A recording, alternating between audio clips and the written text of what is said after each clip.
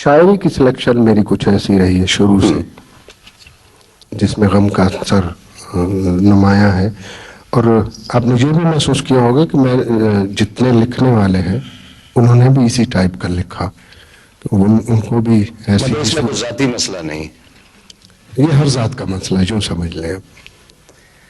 ہمارے بزرگ تھے بہت عظیم شاعر بھی اور نثر نگار بھی، ابن انشا، اور انشا جی سے ایک بزرگ کی حیثیت سے ہم ان سے ملتے تھے، تو جیسا کہ آپ لوگ بھی جانتے ہیں کہ نثر میں صرف مزاح لکھتے تھے اور بہت بڑے مزاح نگار تھے اردو کے، لیکن جب شاعری کی جانب آتے تھے تو کل 14ویں کی رات تھی اور شب بھر رہا چرچا تیرا، اور انشا جی اٹھو اب کوچ کرو، اور ہمیشہ ایک غمگین اور بہت ہی اداس لہجہ تھا ان کا، اور اس اداس لہجے کی سب سے زیادہ اداس ایک نظم جو مجھے بہت پسند تھی، اور میرا یہ خیال تھا کہ یہ ایسی نظم ہے کہ یہ کسی گائک کی گرفت میں نہیں آ سکتی، اس میں ایک ایسا الگ پہلو تھا جو عام گائک تھا کہ آپ شاعر بھی رہے۔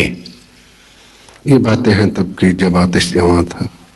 اچھا، آتش اب بھی خاصا نوعمر لگتا ہے، تو اس کی بنیادی وجہ کیا ہے؟ نہیں، اب تو خرچہ کر کے ایسا ہوتا ہے۔ اچھا، شاعری جو آپ نے کی تو کسی خاص شاعر سے آپ متاثر ہوئے؟ ایسا ہوتا ہے مستنصر بھائی کہ میں چونکہ فوک گاتا ہوں تو فوک میں یہ ہوتا ہے کہ ہمیں زیادہ اس کے اشعار نہیں ملتے تھے، یعنی ایک استائی یا بمشکل اس کے 2 انترے مل گئے، تو اس پہ پھر ہم خود حرزہ سرائی کرتے ہیں۔ مطلب کوئی حرزہ سرائی کر کے سنائیں نا؟ یعنی ایک یہ گیت ہے، وہ ہمارے میاں والی کے ہیں شاعر، انہوں نے لکھا، لیکن تھوڑے سے اس میں شعر تھے، اس میں نے ایک شعر کا اضافہ کیا، قمیص تیری کالی سونے پھولاں والے۔ شاعر کون کون سے؟ احمد فراز صاحب مجھے پسند ہیں، ساحر لدھیانوی صاحب، ان کا کلام میں نے کبھی کبھی گایا ہے۔ احمد فراز کی کوئی غزل آپ نے گائی ہو؟ اگر آدمی سفر کرے اور چترال تک جائے یا پشاور تک جائے تو مختلف منظر جو ہے وہ بدلتے جاتے ہیں، زبانیں بدلتی جاتی ہیں، لیکن ایک آواز جو ہے مسلسل آپ کے کانوں میں گونجتی ہے، چائے خانوں میں سے، ٹرکوں میں سے، چھوٹے چھوٹے گھروں میں سے، اور وہ ہے عطا اللہ عیسیٰ کیلوی کی آواز۔ آپ کے پاس ایک کاپی ہے جس سے دیکھ کر آپ گلوکاری فرماتے ہیں، اس میں غزلیں بھی ہیں، گیت بھی ہیں، کافیاں بھی ہیں، تو میں ابھی یہ دیکھ رہا تھا کہ آپ کی لکھائی بہت اچھی ہے، تو اس کی بنیادی وجہ کیا ہے؟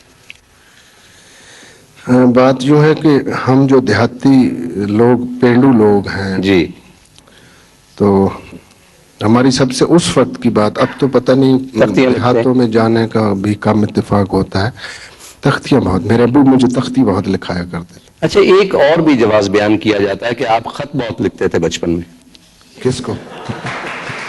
سردیاں آ رہی ہیں، راتیں بہت لمبی اور کالی آ رہی ہیں، ان راتوں میں کس قسم کے گیت گائیں گے آپ؟ پھر اس کا نام میں یہی دریافت کرنا چاہتا تھا کہ یہ ایک عجیب و غریب رسم ہے کہ آپ جو میل ہیروز ہیں ان کے نام سے تو رکھ سکتے ہیں اپنے بیٹوں کا نام، لیکن بیٹیوں کا نام آپ سسی یا ہیر نہیں رکھتے۔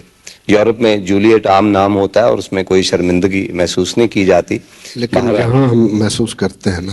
تو سامل ماشاءاللہ میرے برابر میں بیٹھا ہوا ہے اور بڑے انہماک سے اور غور سے گانا سن رہا ہے، آپ نے اسے کہا ہوگا کہ بیٹے آپ نے بہت غور سے میرا گانا سنا۔ تو سامل سے تھوڑی سی گفتگو کر لیں اگر آپ اجازت دیں۔ مجھے کوئی اعتراض نہیں۔ اچھا سامل بیٹے، آپ کو ابو کو گانا وغیرہ سکھاتے؟ نہیں جی، مجھے کوئی گانا نہیں سکھاتے، کبھی کبھی تھوڑا بہت بتا دیتے ہیں۔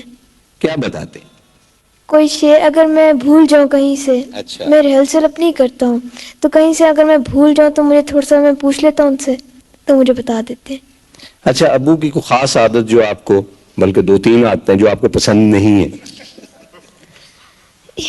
مجھے تو ابو اچھے لگتے ہیں، تو ان کی مجھے ہر عادتیں اچھی لگتی ہیں۔ بیٹے یہ گھر جا کے آپ کو کچھ نہیں کہیں گے، میں آپ کے ساتھ جاؤں؟ نہیں، یہ بات نہیں ہے، اور انہوں نے مجھے کبھی نہیں مارا اور نہ انہوں نے مجھے کبھی جھڑکا ہے۔ جب بھی مجھ سے کوئی غلطی ہو جاتی ہے تو مجھ سے پیار سے